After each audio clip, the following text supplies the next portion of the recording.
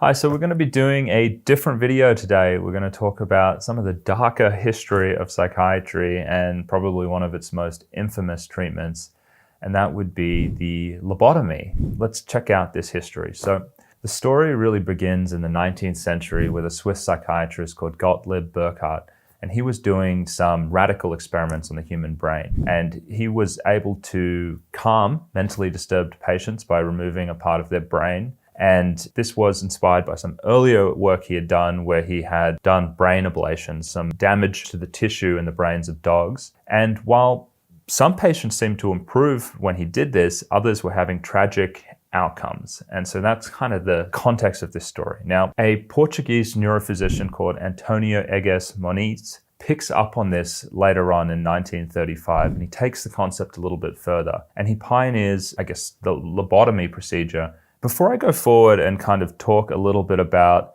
how this technique really flourishes and blooms in America, which is the sad part of this story, it's used a lot more widely in the US, we need to talk a bit about the context, because if you were like me when I first read this, maybe you're thinking, this is crazy. Drilling holes in the skull, removing bits of brain. How could this ever be seen as something that could be helpful? And so back then, when we're talking about the 19th century, this is the years of the asylum. So, there's no antipsychotic medications prior to then. If you wanted to sedate someone, you pretty much just did it with opiates, and that had a whole range of problems. But a lot of people were just left to kind of wither away in these asylums. And so if someone was really distressed, really psychotic, having a lot of problems, a lot of outbursts and aggression, removing a piece of the brain seemed to calm them down enough for them to go home. I think if that helped 1 in 3 people or something like that, I guess at the time, they thought, okay, that's reasonable to get the person out of the asylum. That's the context in which all of this takes place. Now, let's get back and let's talk about what happened in the US later on. So back in the US, there's an American neurologist called Walter Friedman,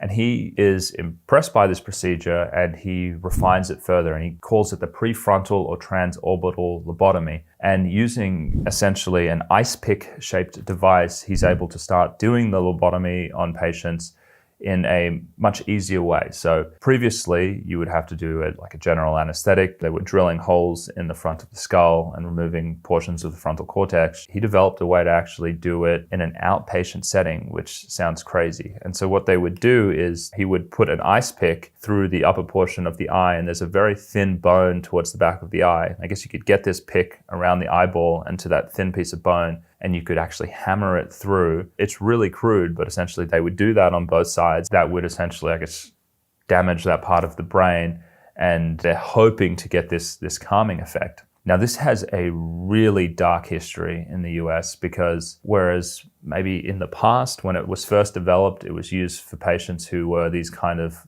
goners in the asylum, left behind to kind of wither and die there, this becomes a more popular procedure. And so we end up with stories like the one of Rosemary Kennedy, which is the most well-known one, who the sister of John F. Kennedy ends up getting a lobotomy. And I believe she had some learning disabilities and she was having some behavioral problems. And so when she was quite young, either in her teens or her early 20s, her father brings her to Walter Friedman without her mother's consent, and she's given a lobotomy. Now, this lobotomy fails completely, and she was injured for the rest of her life. She never was able to speak again after she got it. She ended up living in an asylum, essentially getting fully cared for, and this is a huge family secret, and I think it came out many years later after JFK's father passed away. Obviously, really understandable. What an absolute tragedy for something like this to happen. This wasn't someone who was a goner in an asylum. This was someone who maybe was having some disruptive behavior.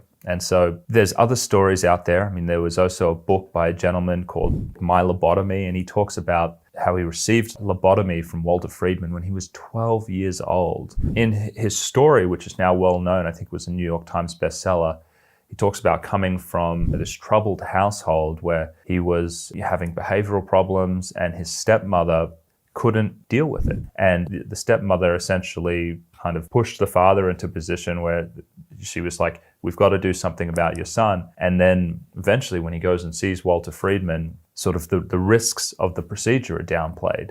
And so at 12 years old, he receives a lobotomy, and it causes problems essentially for the rest of his life. He eventually recovers, but when he finds out what happens to him when he's 50, he goes back and realizes what happened to him. And so there were all of these scenarios where people who weren't necessarily that sick were essentially having induced brain damage. And yes, lobotomy can be calming for people. For some people who are severely distressed, it's simply causing some brain damage there, and clearly permanent. And some people, they died during it. Some people essentially turned into drooling zombies afterwards. And it's really the stuff of horror shows. And it was depicted in One Flew Over the Cuckoo's Nest as well, where at the end, Jack Nicholson ends up getting a lobotomy for his, I guess, antisocial type behavior. The interesting thing about this from my perspective when I was looking into the history of this was when you hear about Walter Friedman and how he's popularizing the lobotomy in the US, and they're doing it in an outpatient setting. Someone comes in, they get a session of ECT to sedate them, they get an electric convulsive shock, and then they do it quickly. You think, who was this guy? This was horrible. But then you hear all of the accounts afterwards that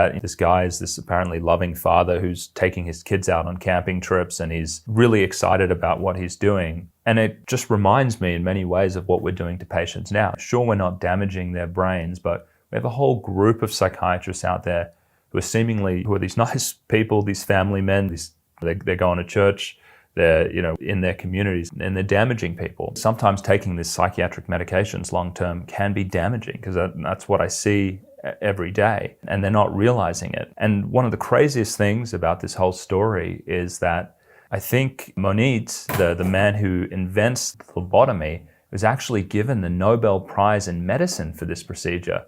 So it's very hard to say, sure, Walter Friedman was taking that procedure and kind of pushing it further, but this wasn't something that was completely crazy. It wasn't something that was really seen as this outlying thing in the medical community. I mean, someone was legitimately given a Nobel Prize for it.